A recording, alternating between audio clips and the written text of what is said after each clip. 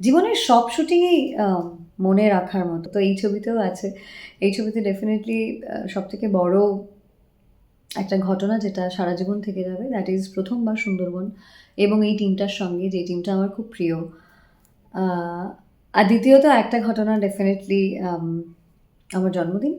আমার এই বছরের জন্মদিনটা কেটেছে আমার গুপ্তধন টিমের সঙ্গে সুন্দরবনে। আই এম রিয়েলি থ্যাঙ্কফুল যে ওরা খুব চেষ্টা করেছে বাড়ি থেকে দূরে আমার জন্মদিনটাকে স্পেশাল করার। যেরকম ঠিক শুটিংয়ে করা হয় প্রত্যেকটা মেম্বারের জন্মদিন চেষ্টা করা হয় ভালোভাবে একটু মেমোরেবল করে তোলার, স্পেশালি আউটডোরে, কারণ ফ্যামিলি থেকে দূরে থাকে সবাই।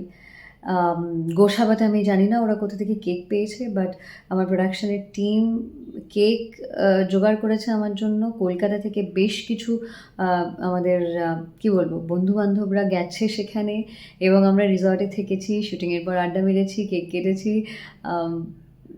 ভীষণ স্পেশাল ছিল।